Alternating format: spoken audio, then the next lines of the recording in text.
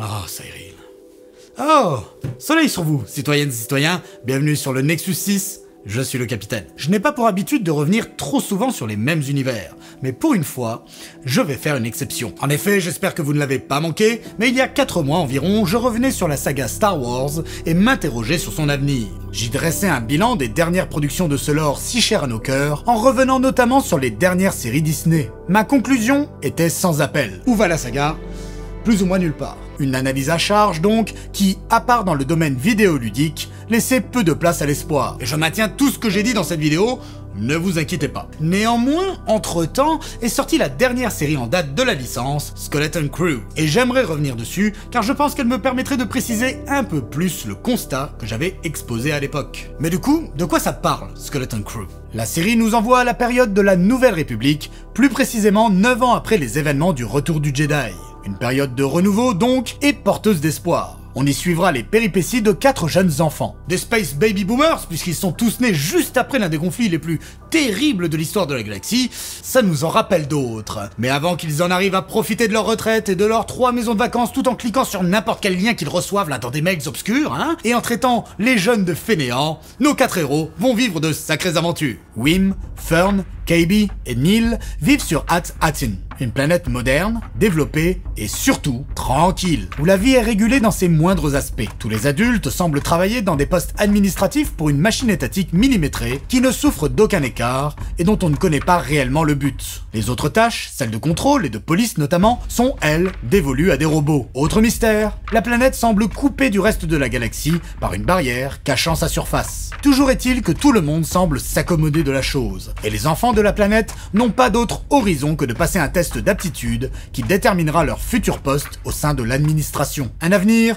qui ne sied guère à Wim. Tout rêveur, bercé au récit mythique des légendaires Jedi, notre jeune ami se plaît évidemment à rêver d'en devenir un. En tout cas, la perspective de se retrouver comptable, responsable des coordinations internes, ou superviseur des stratégies des paradigmes externes, ou je sais pas quel titre de bullshit job à la con, ça ne l'enchante pas plus que ça. Le destin lui donnera un petit coup de pouce, puisqu'un jour, Wim prend un chemin de traverse après avoir raté son bus scolaire, et se retrouve face à une structure mystérieuse. Ni une ni deux, il en informe ses 3 compères, et voilà qu'ils réussissent à pénétrer à l'intérieur. Ce que Wim croyait être un temple Jedi se trouve être, en fait, un vaisseau échoué depuis de nombreuses années. L'histoire aurait pu s'arrêter là, les enfants prévenir les autorités, et tout rentrer dans l'ordre. Sauf que...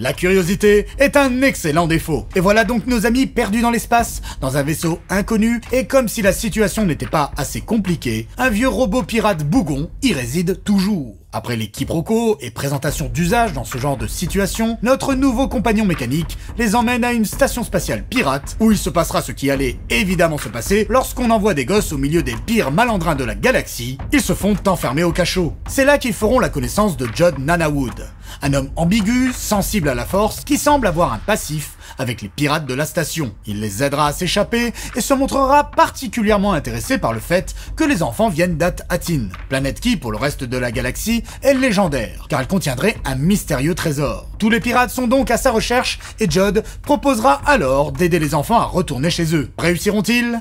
Qui est Jod et que veut-il ? Quel est le but réel de la planète At-Atin ? Voilà les mystères que la série nous proposera de résoudre. Concrètement, Skeleton Crew a les mêmes défauts que les autres séries Star Wars par Disney. Des personnages caricaturaux ou qui ne servent à rien, une utilisation abusive du stagecraft qui conditionne une réalisation lambda avec peu de style propre. Et quand on essaye d'apporter un petit quelque chose, eh bien, ça ne sert à rien.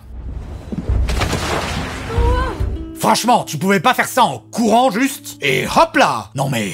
ok, vous avez pris les réalisateurs de Everything Everywhere All at Once pour votre épisode. Fallait donc absolument mettre des galipettes kung-fu ? Ça se résume à ça, leur style ? Bref, on ajoute à ça un étalonnage mat, sans relief, qui semble avoir décidé de bannir toute idée de couleur. Et puis, il continue à faire des trucs que je ne m'explique pas. Par exemple, au tout début de la série, on a cette scène où des pirates prennent un vaisseau à l'abordage. Cet équipage de Forban a un capitaine qui porte un masque. Qui est-il ? Mystère. Oui, enfin, mystère. Parce que vu ce qui se passe, on devine immédiatement qui c'est. Il y a une mutinerie et il se fait capturer. Bizarre. Sauf que le seul personnage qui est emprisonné dans la série, c'est Jojod le Clodo. Et sachant qu'il est joué par la tête d'affiche, à savoir Jude Law, bah on se doute bien que ces deux mecs sont une seule et même personne. Et le truc, c'est que c'est même pas si grave. Bon, on le devine, mais tant pis. Bon, ce qui est désespérant, c'est qu'on dirait qu'ils n'assument même pas leur idée de départ qui était, apparemment, de créer une petite énigme avec ça. Sauf que vers la fin, le mec revient avec son casque, sans aucun effet de montage ou de style. Juste, hop, le voilà dans son vaisseau et il a remis son casque. Et pourtant, après, quand il l'enlève à nouveau, on dirait presque que la mise en scène essaye d'en faire une révélation. Je comprends pas cette espèce d'entre-deux étrange.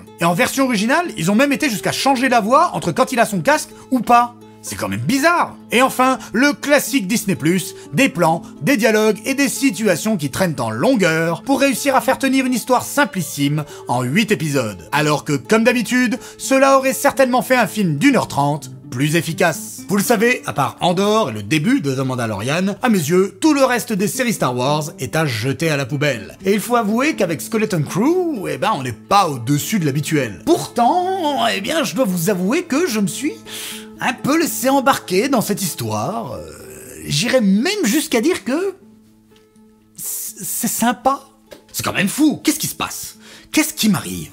Bon, ici, Disney mise sur des personnages plus jeunes. Là où la majorité des autres séries de la firme aux grandes oreilles se sont concentrées sur des personnages principaux adultes, mais aussi, pour bon nombre d'entre eux, provenant des anciennes œuvres Star Wars, celles qui, pour être claires, résonnent sur la nostalgie des gens qui ont plus de 20 ans. Skeleton Crew prend un autre chemin en proposant un récit avec des enfants et des personnages inconnus de la saga. Elle s'adresse tout simplement à un nouveau public, un public à l'image de ses nouveaux protagonistes, des enfants ou préadolescents de 8 à 12 ans environ. Je ne suis donc plus le public cible, mais c'est là où ils sont malins, parce que ça ne vous aura certainement pas échappé, Skeleton Crew fait référence à des grands classiques de ma génération, histoire de réussir à nous happer aussi. Tout transpire les Goonies. Par exemple, le fait de nous présenter une version futuriste d'une société très proche de l'Amérique banlieusarde. Un choix qui, dans un premier temps, m'avait un peu dérangé, car je l'interprétais comme un manque d'imagination. Au final, il me paraît tout à fait réfléchi et volontaire, afin de renvoyer directement au film de Richard Donner et d'appuyer la filiation avec celui-ci. Après, ça reste pas hyper original, même si les petites trouvailles visuelles, ça et là, comme les bicyclettes volantes ou les livres interactifs futuristes, là, sont plutôt sympathiques. En fait, quand une œuvre assume ses choix, je suis moins critique. Et j'ai le sentiment que c'est le cas ici. Je parlais de personnages caricaturaux. Oui, ils le sont. Mais là encore pour faire référence aux Goonies, car chacun d'entre eux correspondent à plusieurs héros de ce film. Et puis il y a évidemment la thématique du monde des pirates. Une ambiance très particulière, avec ses propres codes, qui renvoie à tant d'œuvres qui ont bercé notre enfance, et ce, quelle que soit notre génération. C'est un peu la même démarche qu'un épisode 7 avec l'épisode 4, si vous voulez. Parce que si les gosses sont mal éduqués par leurs parents, parce qu'ils font mal leur boulot, en leur montrant de la Pat' Patrouille ou du Peppa Pig à la con, au lieu de les foutre devant les Goonies, ou Predator, mais ça c'est perso, bah au moins, peut-être que les chiards avec l'équipage squelette, ce qui est plutôt un bon titre pour un dessin animé jeunesse maintenant que j'y pense, ils pourront toucher du doigt un ersatz de la même expérience que ce qu'on avait vécu dans les années 80. La nature même du projet, assumer le fait de faire une série pour enfants, elle me pousse à ne pas juger Skeleton Crew comme je jugerais La Purge, qu'est Obi-Wan Kenobi par exemple. Parce que si les œuvres live de Star Wars se sont toujours adressées aux enfants, elle s'adressait aussi aux adultes. Même s'il y a eu les 2 films Ewoks, qui eux étaient uniquement à destination des gosses. Mais je les mets de côté car, bien que se passant dans le même univers, ils ne sont pas brandés Star Wars. En tout cas, contenter toutes les générations, c'est un équilibre difficile à trouver. Faut réussir à aborder des thématiques qui peuvent être comprises par chacune d'entre elles, mais à des degrés différents. En termes d'action, faut parvenir à trouver le bon dosage au niveau de la violence pour que ça soit pas complètement édulcoré,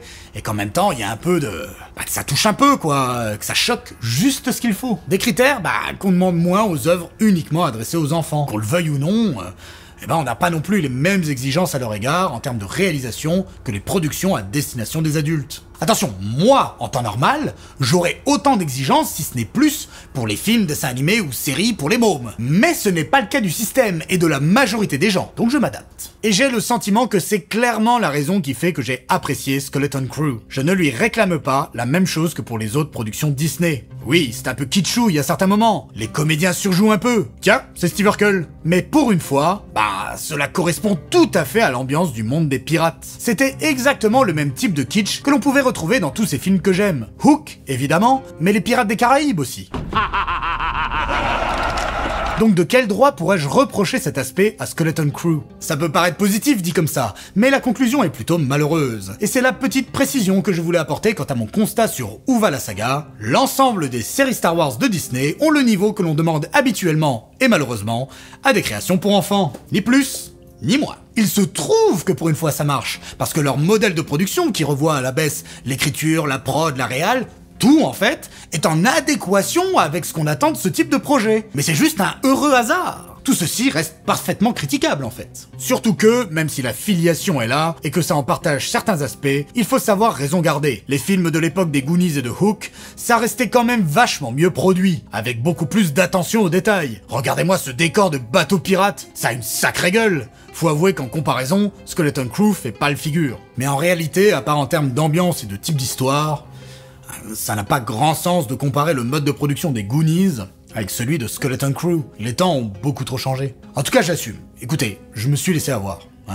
J'ai mis de côté mon éternel cynisme et j'ai regardé avec un peu de plaisir cette histoire mignonne et sans prétention. Je dois avouer que j'ai quand même apprécié la prestation de Jude Law dans ce personnage qu'on déteste aimer, ou qu'on adore détester. C'est du classique, mais il le joue bien. C'est là qu'on voit qu'avoir un comédien de qualité qui prend pas le truc par-dessus la jambe, bah ça aide. Je le trouve vraiment juste dans ce rôle. Et puis tout à l'heure je parlais de rapport à la violence. Bah mine de rien, il y a quelques moments où la série n'y va pas avec le dos de la cuillère. Il y a évidemment les menaces de mort inhérentes au monde des pirates, avec l'équivalent spatial du supplice de la planche, l'éjection par le sas. Une perspective qui, même si elle est enrobée du côté grand guignolesque de la piraterie, reste, si on y réfléchit bien, un acte cruel et violent. Et puis, à certains moments, bah il y a des meurtres de sang-froid. Alors, on n'est pas dans du gore avec gerbe de sang et mutilation physique, mais quand même. Là, le bon Jude, il vient d'abattre un mec désarmé et immobilisé, qui plus est mis hors d'état de nuire par les enfants, faisant d'eux les complices indirects de ce meurtre. C'est pas rien. Et je trouve qu'il joue bien le truc juste avant. Il a comme une forme d'hésitation, comme s'il était tiraillé entre des sentiments contradictoires. Bon, là, je surinterprète peut-être un peu, mais voilà, ça a marché sur moi. Et puis vous le savez, parce que j'en ai souvent parlé, je pense qu'il est important de confronter le public, même jeune, à des choses de cet ordre. Des actes dont la moralité est questionnable, qui peuvent impressionner, susciter des sentiments étranges à cet âge-là. Je pense que ça fait partie de la bonne construction émotionnelle de tout un chacun. Je vais pas développer davantage, j'en ai parlé plus en détail dans ma vidéo sur ma scène préférée du tout premier Robocop. Si vous voulez en savoir plus, c'est par là. Par ailleurs, je pense que j'ai apprécié à cause de nos 4 héros pour lesquels je me suis pris d'affection. Ils ont des bonnes têtes, surtout Neil. Putain, ils ont vraiment réussi un truc avec lui. Un effet un peu bébé Yoda. On a envie de le protéger. Et c'est pareil pour tous les autres. On veut les voir réussir leur quête, les voir évoluer, ressortir grandis de cette expérience. Et puis les récits d'amitié, perso, j'adore. Voir les prises de tête, les réconciliations, les moments de bonheur, de tristesse, bref, des moments uniques dans la lente création d'une amitié, même si c'est fait de manière un peu naïve, simpliste et sans grande nouveauté, bah ça me touche, y a rien à faire. J'aime aussi la relation qu'ils ont avec SM-33, ce vieux robot pirate bourru, qui obéit au code de la piraterie, qui des fois changera d'obédience au gré des événements, devenant tour à tour un ressort comique attachant ou une menace. C'est une belle trouvaille dans ce récit. Au final, je pense que ce qui m'a le plus touché, bah, c'est que la série, elle arrive quand même à jouer sur une douce nostalgie qui parlera à beaucoup d'entre nous. Notamment avec Wim, qui rêve d'une vie d'aventure loin de sa planète ennuyeuse, qui s'abreuve de récits de Jedi, qui joue au Jedi avec son ami en se battant avec des sabres laser imaginaires. Cet enfant, bah c'est moi. Et c'est certainement vous. Quand j'étais gosse, je rêvais de devenir pirate de l'espace, d'avoir mon propre vaisseau et d'explorer la galaxie. Mais comme je suis né au XXe siècle, c'est un destin qui m'était interdit. Et j'en souffrais énormément.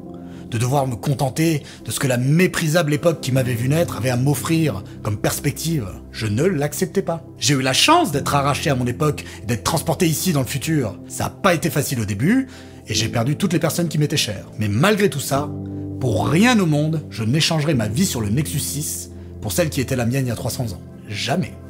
Au fond, c'est ce dont parle Skeleton Crew, les aspirations et les rêves de la jeunesse. Comment trouver sa place dans le monde, comment se construire avec et par rapport à l'autre. Elle ne le fait peut-être pas de manière hyper originale, mais ce sont des thématiques qui font toujours mouche. Et sincèrement, je pense que c'est une bonne série pour les jeunes générations. Je trouve qu'elle ne les prend pas trop pour des demeurés, et leur propose une aventure sympathique, dans un univers auquel on tient tous. Si dans le futur ça peut les amener à regarder le reste, c'est une bonne chose. Et puis dans mon analyse d'Andor, si je reconnaissais la qualité de la série, je regrettais un peu le fait que la saga Star Wars semblait s'enfermer peu à peu dans la sinistrose. À une époque où on avait toutes les raisons du monde de ne pas être rassuré par ce que l'avenir proposait, je trouvais ça dommage si cette saga, originellement porteuse d'espoir et d'aventures positives, ne finisse par ne proposer que des récits offrant une vision pessimiste des choses, en tout cas dans leur style et leur ambiance. Du coup, des fois, ça fait du bien d'avoir un récit plus léger à la Skeleton Crew.